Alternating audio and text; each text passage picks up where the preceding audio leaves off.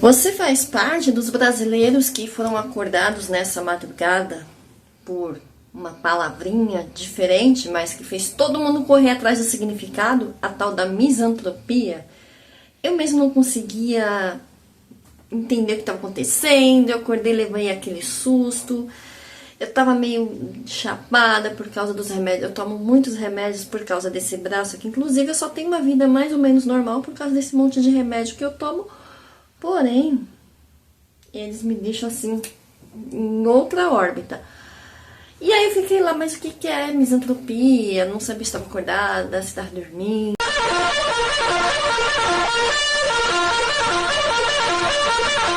Essa madrugada trouxe um contraste bem peculiar entre a vulnerabilidade do mundo digital e a complexidade da psicologia humana. Nós vamos destrinchar os dois assuntos que você deve estar se perguntando: o que é essa invasão hacker e o que significa essa palavra misantropia? A invasão hacker na Defesa Civil, no dia 20 de junho de 2026, os detalhes técnicos e a extensão dos danos ainda estão sendo apurados, gente, até agora, vai levar um tempo, hein, pelas autoridades de segurança cibernética. No entanto, invasões a órgãos como a Defesa Civil costuma ser um padrão preocupante. O alvo? A Defesa Civil é um órgão crítico responsável por alertas de desastres naturais, coordenação de resgates e comunicação de emergência. O modus operandi, geralmente esses ataques envolvem ransomware, sequestro de dados com pedido ou resgate, o que não ocorreu, nada disso. Ou ataques de negação de serviço para derrubar o sistema de alerta.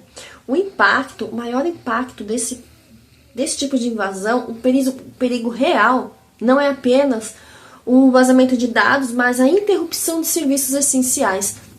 Se a população precisa de alertas sobre chuvas, desabamentos ou outras emergências e o sistema está fora do ar, vidas podem correr risco. Então, as equipes de TI do governo costumam acionar protocolos de contingência imediatamente, isolando os serviços afetados para restaurar os sistemas a partir de backups seguros. E neste momento que aconteceu isso, houve uma grande procura sobre a palavra misantropia. O que ela significa? A palavra misantropia vem do grego misantrofia, onde misos significa ódio e anthropos significa ser humano. Então a definição pura e simples é aversão, desconfiança, desdém ou ódio generalizado pela humanidade, pela natureza humana ou pela sociedade. O misantropo, uma pessoa misantropa, não é necessariamente um vilão de filmes, que muitas vezes é alguém que se isolou por desilusão extrema com comportamento social, mas com a ganância ou com a hipocrisia humana. A misantropia versus antissocial versus introversão é comum confundir esses termos, mas eles são bem diferentes, né? O que realmente significa? O introvertido, ele recarrega as energias sozinhos, mas gosta de pessoas e amigos, então ele tá de boa, ele só quer ficar de boa sozinho. Já o antissocial, pela psicologia, é comportamento que desafia leis e normas sociais, geralmente sem empatia, o conhecido como psicopata. O misantropo, ele tem uma antipatia filosófica ou emocional arraigada contra a raça humana com um todo. E existe uma conexão. É comum ver a palavra misantropia associada à comunidade de hackers e cybercriminosos, muitos de ataques de escala, especialmente aqueles que miram hospitais, escolas ou a defesa civil. Não parecem ter apenas motivação financeira. Muitas vezes por trás do código há uma mentalidade misantrópica, um profundo desprezo pelo bem-estar coletivo e pelas estruturas sociais que mantêm as pessoas seguras.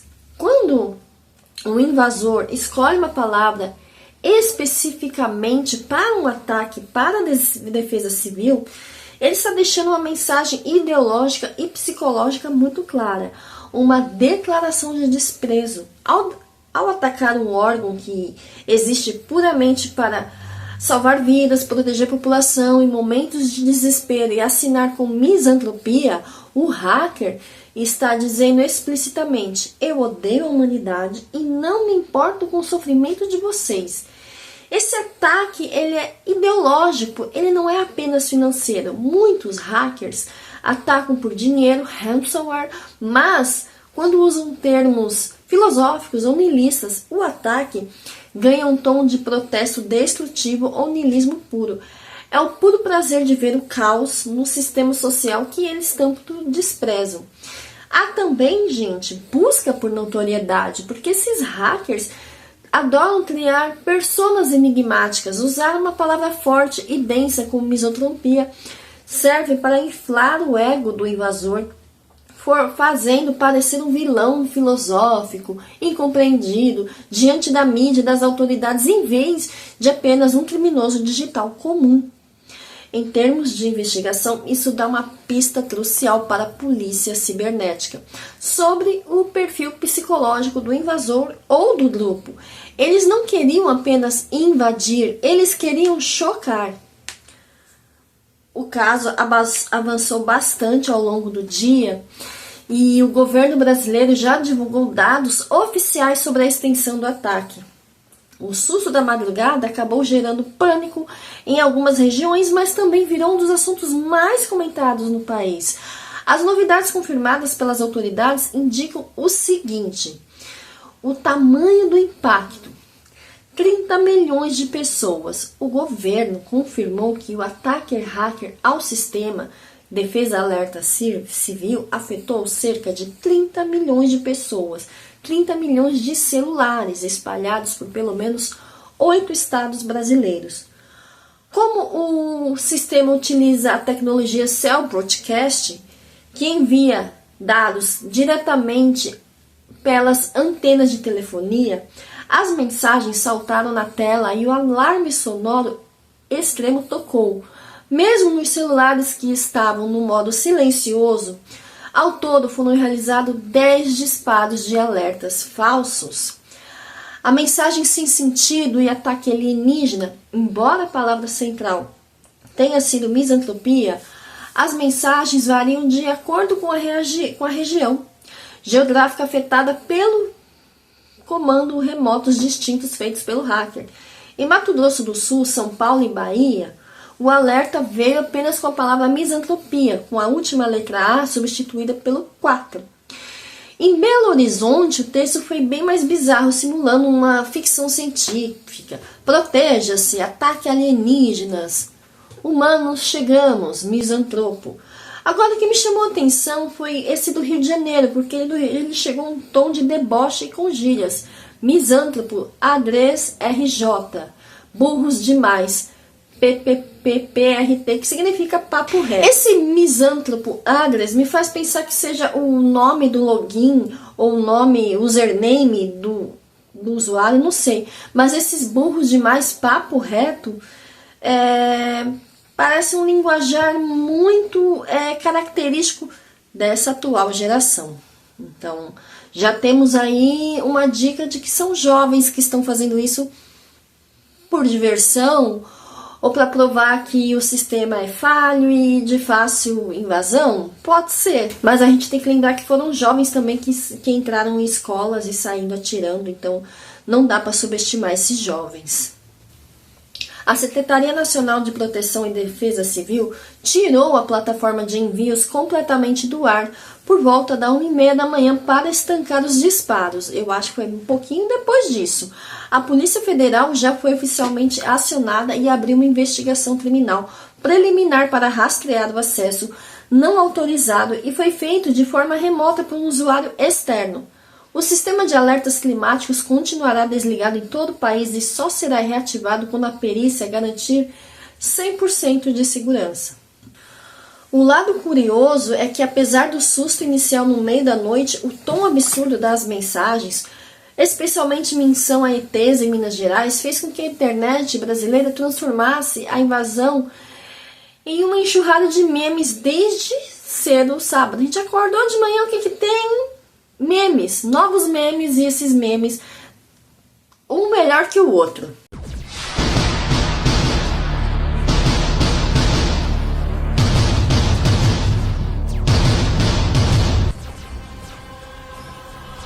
A investigação da Polícia Federal ainda está na fase inicial, já que a abertura do inquérito preliminar aconteceu hoje. No entanto, a possibilidade de um inside job, um ataque feito por alguém dentro ou com credenciais legítimas, é uma das principais teses que os especialistas em segurança digital e as autoridades estão considerando. O cenário atual em relação aos culpados envolve os seguintes pontos: a suspeita de alguém por dentro, acesso por credenciais. Embora o Ministério da Integração use o termo invasão hacker na segurança cibernética, isso nem sempre significa que alguém quebrou barreiras criptográficas ultra complexas. A principal suspeita técnica é de que o invasor tenha conseguido credenciais de acesso legítimas. Isso pode ter acontecido de 3 formas. A primeira, que seja funcionário ou ex-funcionário, alguém que já tinha login e senha do painel de controle do Sistema de Defesa Civil e decidiu agir por conta própria. Mas eu não sei se eu chego para essa, porque nós vimos que é um papo reto, coisa bem de jovem mesmo, né? 2, engenharia social phishing. Um hacker de fora enganou um operador real do sistema por meio de um e-mail falso ou um link malicioso e roubou suas credenciais de acesso. 3, senhas fracas ou vazadas. Credenciais administrativas que foram mal gerenciadas e acabaram expostas na Deep Web. O fato do invasor ter conseguido disparar comandos regionalizados e personalizados usando gírias do Rio de Janeiro ou piadas em Minas Gerais mostra que ele tinha amplo domínio do painel de controle do software, reforçando a ideia de que o login utilizado era de nível administrativo. Quem poderia ter feito isso, né? Perfis prováveis. Eu continuo chutando esses jovens, né, dessa nova geração aí, que se acha muito esperta, muito acima de tudo, muito acima de suspeita. Eles se acham inteligentes demais, e talvez até sejam inteligentes, mas ao mesmo tempo que são inteligentes, não são tão inteligentes assim. Voltando aqui, quem poderia ter feito isso? Quais são os perfis prováveis? Nenhum grupo ou indivíduo assumiu autoria oficialmente até o momento, mas a perícia forense da Polícia Federal trabalha com 2 perfis principais baseados no comportamento do ataque. Os hacktivistas independentes, script kids ou de elite, o tom zombeteiro, o uso de memes sobre ataque alienígenas e as gírias sugerem fortemente que o ataque pode ter sido por hackers jovens, como eu havia dito, e provavelmente nascidos ou criados no Brasil pelo domínio cultural das piadas. Eles fazem isso pelo chamado Lulus, o prazer de causar caos e testar até onde conseguem ir para ridicularizar sistemas do governo. Se acham muito espertos, né? Eles se acham muito engraçadinhos, né? Essa nova geração se acha muito, né? Mas eu tô muito curiosa para ver quando eles forem presos, se é que serão presos, né? A cara desses indivíduos, né? A pista da misantropia. O uso dessa palavra específica pode indicar que o invasor faz parte de fóruns ou comunidades da internet, comuns em redes como Discord, ou fóruns obscuros da Clear ou da Deep Web, ou até da Dark Web, onde é uma subcultura focada no desprezo pela sociedade ou pela humanidade, ou enfim, pelas pessoas no geral. Próximos passos da investigação. A Polícia Federal e as equipes de TI do governo estão realizando uma análise de logs. Eles vão rastrear o endereço de IP exato de onde partiram os comandos da madrugada e cruzar com os usuários do sistema que estavam logados naquele horário. Se o login usado pertencer a um servidor público ou prestador de serviço terceirizado, essa pessoa será a primeira a ser intimada para depor, para descobrir se foi ela mesma ou se sua conta foi roubada. Os crimes investigados incluem invasão de dispositivo informático, perturbação de serviço de utilidade pública. A engenhosidade do hacker quanto às limitações do sistema técnico da Defesa Civil. O secretário nacional da Defesa Civil, Ronnie Wolfe, deu uma coletiva explicando exatamente essa linha do tempo. O motivo deles não terem conseguido parar o ataque logo no Paraná envolve 3 fatores principais. O primeiro é de que o hacker driblou os bloqueios mudando de usuário.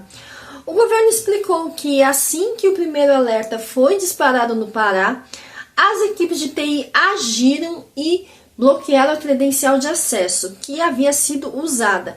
O problema é que o hacker tinha um plano B e C. Bom, isso é o que eles dizem, né? Porque eu acho que eles estavam dormindo na hora e não viram quando isso aconteceu. Quando o primeiro usuário foi derrubado, o invasor simplesmente logou no sistema com um segundo cadastro usuário diferente em outras regiões e continuou com os disparos. Eles foram derrubando os acessos um por um, mas o hacker tinha múltiplas credenciais administrativas roubadas na mão. Será? Acabaram de falar que eles ainda vão investigar isso.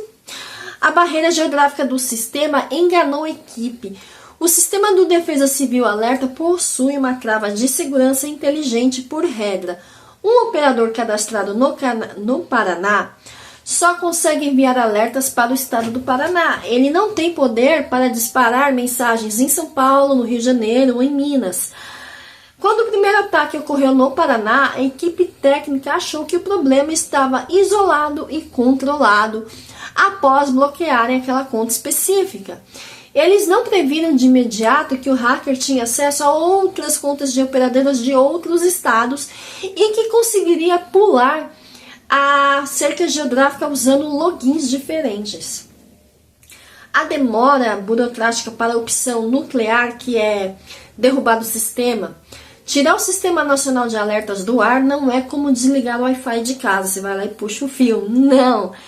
É uma decisão política, de segurança pública gravíssima. Se acontece uma tragédia real, como uma cabeça d'água ou um rompimento de barragem, enquanto o sistema está desligado, o governo é responsabilizado. E a cronologia mostra que os ataques começaram no final da noite de sexta-feira no Paraná. O hacker ele começou a pular de estado em estado usando credenciais diferentes. E só quando a equipe de TI percebeu que havia perdido o controle das credenciais e que o hacker tinha acesso amplo e que é comando central, decidiu tomar atitude drástica, desligar a plataforma inteira. O que aconteceu só depois da 1h30 da madrugada. Foi um jogo de gato e rato. Uma vez que o TI da Defesa Civil fechava uma porta, o hacker já abriu uma outra janela em outro estado usando uma identidade roubada diferente e o sistema só parou quando eles puxaram da tomada geral.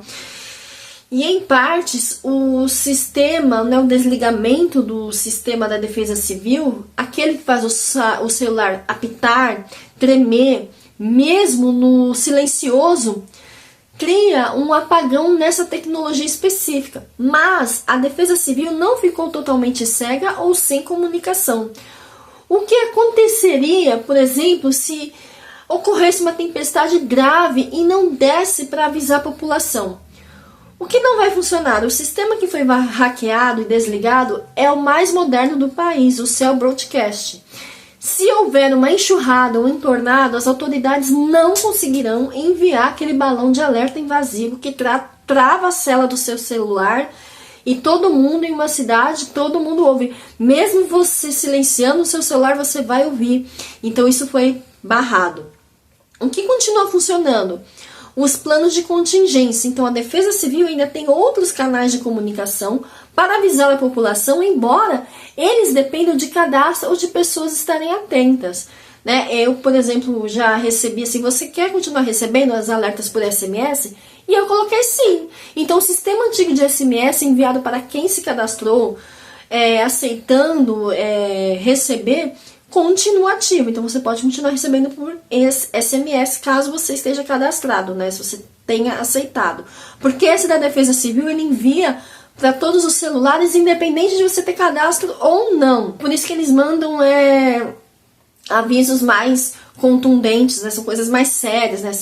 Se tiver alguma coisa muito séria acontecendo, eles vão enviar, independente do seu celular estar no silencioso ou não. Então esse é o Cell Broadcast que foi desligado. Mas quem ainda tem o cadastro no SMS continuará recebendo no SMS. E aí que é o perigo, Será que é bom ou ruim? Porque E se vierem outras piadas, outros hackers também agora usando os SMS? Bom, gente, também tem as redes sociais e a imprensa. Então, os perfis oficiais da Defesa Civil do Instagram, Blue Sky, Twitter, os boletins enviados para as emissoras de rádio e TV continuam sendo atualizados normalmente. Então, se alguma TV ou alguma rádio, ela vai transmitir, se for uma coisa muito séria, muito rápida, muito imediata, ele vai transmitir se houver algum motivo para as pessoas irem para algum lugar, se abrigar. E existem ainda sirenes locais em áreas de altíssimo risco